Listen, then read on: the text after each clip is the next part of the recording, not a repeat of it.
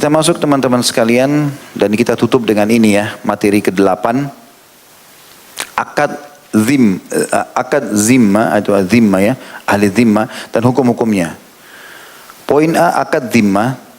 Akad zimma ialah pemberian jaminan keamanan terhadap orang kafir yang bersedia memberikan jizyah atau upeti kepada kaum muslimin, serta berjanji kepada kaum muslimin mengenai kesediaannya menerima pemberlakuan ketentuan hukum syariat Islam dalam kasus pelanggaran berat seperti kasus pembunuhan, pencurian dan pelanggaran kehormatan.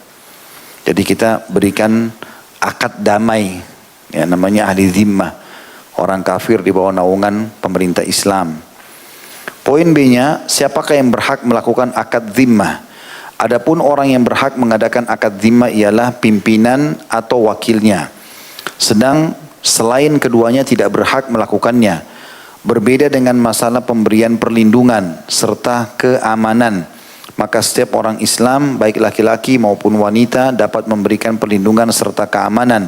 Karena Ummu Hani binti Abi Thalib pun pernah atau telah melindungi seorang laki-laki dari kaum musyrikin ketika penaklukan kota Mekah.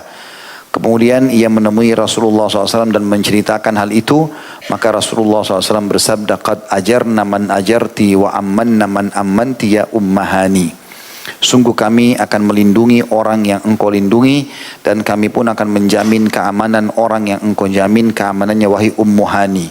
Hadis ini riwayat Bukhari nomor 2171. Ummu Hani ini saudari kandungnya Ali bin Abi Thalib ya.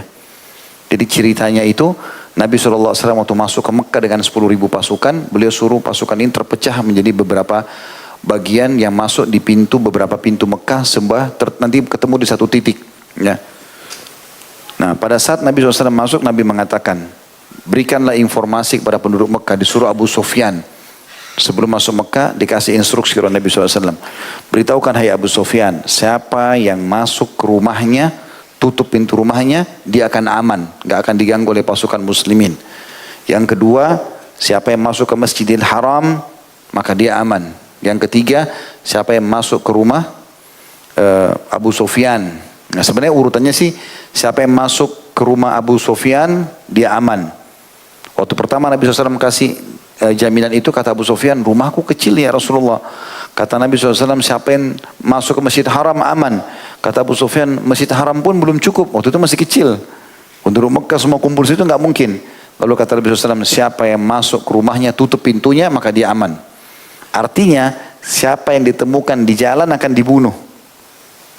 Maka Abu Sufyan sebarin berita itu, semua orang lari ke rumahnya, Masjid Haram, ke rumah Abu Sufyan.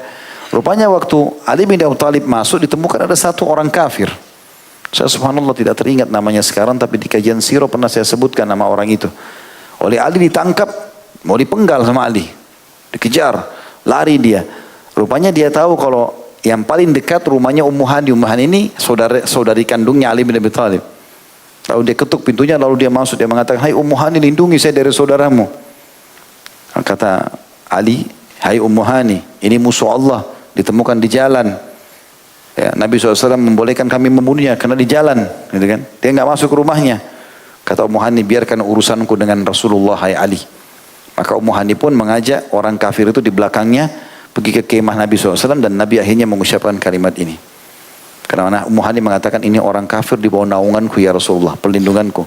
Kata Nabi SAW, sungguh kami akan melindungi orang yang engkau lindungi dan kami pun akan menjamin keamanan bagi orang yang telah engkau jamin keamanannya wahai Ummu Hani.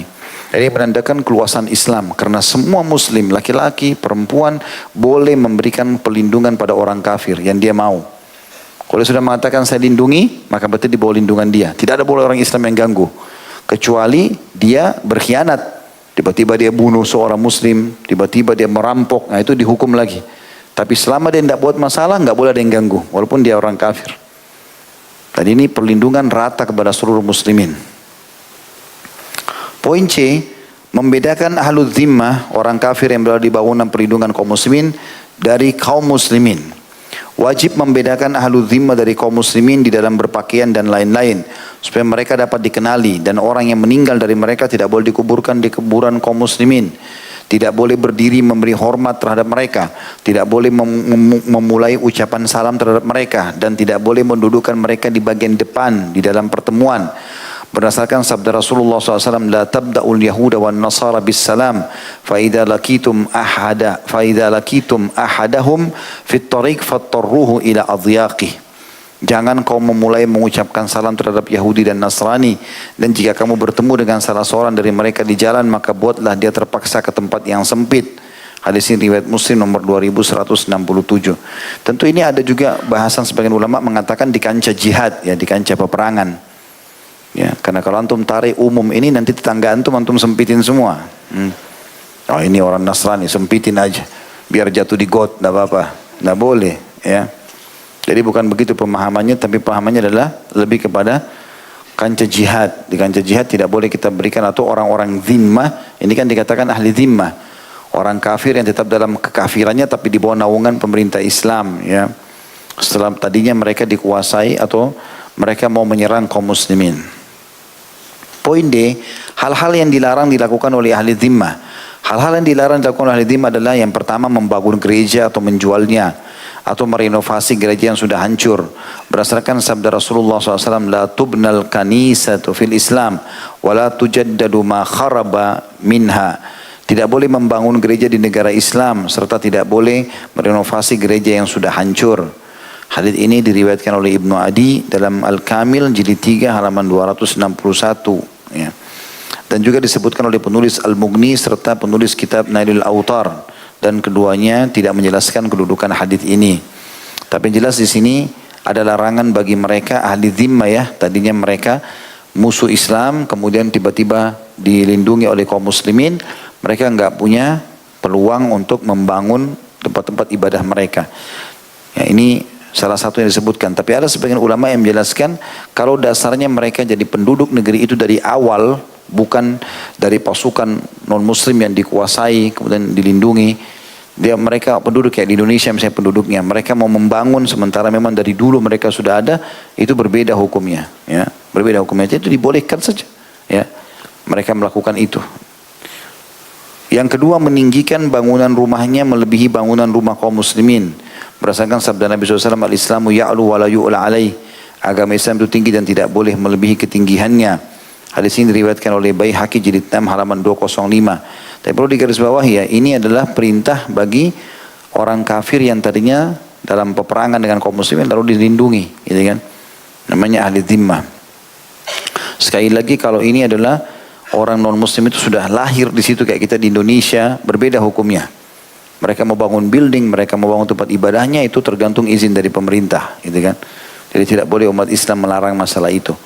Nah, itu Allahu a'lam yang kami ketahui. Yang ketiga, secara terang-terangan minum minuman keras, makan daging babi di hadapan kaum muslimin, atau makan dan minum di siang hari pada saat bulan Ramadan. Tapi mereka wajib menyembunyikan setiap sesuatu yang diharamkan terhadap kaum muslimin, karena dikhawatirkan akan menimbulkan fitnah bagi kaum muslimin itu sendiri. Kita masuk ke poin E-nya, hal-hal yang membatalkan akad zimmah. Kapan mereka lepas daripada perlindungan itu? Adapun yang membatalkan akad zimmah adalah yang pertama, tidak mau memberikan upeti. Ya, karena dasarnya tadinya dia orang kafir, lalu kemudian dia menolak masuk Islam, dia juga tidak mau perang. Maka namanya ahlu zimmah. Mereka bayar upeti. Bayar upetinya berapa itu tergantung kesepakatan antara pemimpin muslim sama pemimpin mereka. Misalnya per kepala 10 rupiah, 1000 rupiah, tinggal dikali jumlah berapa penduduknya, dia bayarlah kepada pemerintah Islam, digunakan dananya untuk maslahat kaum muslimin, gitu ya. Akan batal akad zimmah kalau mereka nolak jizyah, upeti. Kecuali dasarnya dia masuk Islam. Yang kedua, tidak menerima kemestian hukum syariat Islam yang merupakan salah satu syarat dalam akad. Yang dalam akad zimmah itu, selain mereka bayar upeti, mereka tunduk dengan hukum Islam. Jadi yang diterapkan peraturan-peraturan Islam. Yang ketiga, berbuat lalim kepada kaum muslimin dengan membunuh orang Islam, merampoknya, menahannya, melindungi mata-mata musuh, atau berzina dengan seorang muslimah. Ini batal akadnya. Yang keempat, mencela Allah, Rasul dan kitabnya. Maksudnya kitab Allah subhanahu wa ta'ala. Maka ini secara spontan batal akad zimmah. Dan jadi orang kafir yang tidak pernah perlindungan, tidak punya benar, dia dihukum sesuai dengan perbuatannya itu. Yang terakhir adalah poin F, hak-hak ahlu dhimmah. Adapun hak-hak ahlu dhimmah atas kaum muslimin ialah menjamin keamanan jiwa, harta dan kehormatan mereka dan tidak mengganggu mereka selama mereka memenuhi janji mereka serta tidak melanggarnya. Jadi kalau mereka tidak buat masalah, nggak boleh kita ganggu. Mereka bayar upeti, mereka tidak ganggu muslimin, ya sudah, dibiarkan saja. Kita boleh dakwahi mereka atau kita biarkan mereka dengan agamanya. Karena batal akad zimmah kalau mereka melanggar saja. Kalau tidak maka dibiarkan. Sesuai dengan sabda Nabi SAW, Man ada dhimmiyan fa'ana khasmuhu yawmal qiyamah. Barang siapa yang menyakiti ahlu dhimmah atau kafir dhimmi, niscaya aku akan menjadi seteruhnya atau musuhnya pada hari kiamat. Hadis ini riwayatkan Al-Khatib dalam kitab tarikhnya dan Ibnu Mas'ud dengan sanad yang baik. Tetapi jika mereka melanggar perjanjian dan membatalkannya dengan melakukan satu perbuatan yang membatalkan perjanjian mereka, maka darah serta harta mereka dihalalkan. Tetapi tidak darah kaum wanita dan anak-anak mereka, karena seseorang tidak boleh dikenakan sanksi hukuman karena pelanggaran yang dilakukan oleh orang lain. Artinya adilnya Islam itu yang kena hukuman hanya yang melanggar. Yang tidak melanggar nggak ada masalah. Gitu kan? Yang melanggar saja. Jadi kalau si suami yang membatalkan akad itu karena dia membunuh muslim, istrinya anaknya tidak ada hubungannya. Kecuali memang dia dasarnya mereka berkelompok untuk melakukan itu, maka beda. Betul itu kena hukum juga tentunya. Allahu a'lam. Baiklah, semoga Allah SWT jadikan pertemuan ini pertemuan yang diberkahi olehnya, yang dijadikan sebagai tambahan amal kita pada hari kiamat. Semoga seluruh amal yang pernah kita kerjakan tidak terkecuali sunnah ataupun wajib, ya, kita ikhlas atau kurang ikhlas, semua diterima oleh Allah SWT dengan pahala yang sempurna, dan Allah bisa memaklumi dan memaafkan kekurangan dan kesalahan kita serta kekhilafan. Serta semoga seluruh dosa yang pernah kita kerjakan, besar ataupun kecil, sengaja tidak sengaja, samar ataupun nyata, diganti oleh Allah dengan kemahmurannya menjadi pahala. Selalu kita doakan agar Indonesia menjadi negara yang aman, tentram, damai, seluruh umat Islam di bawah naungan ukhuwah Islamiyah dalam hal ibadah mereka kembali kepada Al-Quran dan Sunnah. Dan juga semoga Allah karuniakan kita pemimpin muslim yang adil kembali kepada Al-Quran dan Sunnah, yang menyebarkan Islam ini dan juga memperjuangkannya. Dan siapapun yang menginginkan keburukan bagi Islam, bagi muslimin, bagi Indonesia dan negara-negara Islam, semoga Allah kembalikan budaya mereka kepada diri mereka sendiri. Dan semoga Allah tolong saudara kita di Palestina, di Syria, di Yaman, di Irak, di Myanmar, di Ahsa, dimanapun mereka berada. Semoga Allah ikhlaskan niat mereka, terima syuhada mereka, mulakan Islam tangan mereka dan tangan kita semua. Dan semoga Allah ikut sertakan kita bersama mereka di pahala, baik dengan doa, dengan harta, juga dengan jiwa kita. Dan semoga Allah dengan kemahmurannya menyatukan kita semua di surga Firdausnya tanpa hisab, mana disatukan dalam majlis ilmu yang mulia ini. Kalau benar pasti dari Allah, kalau salah dari saya mohon dimaafkan.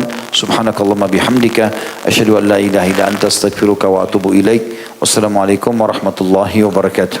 Waalaikumsalam.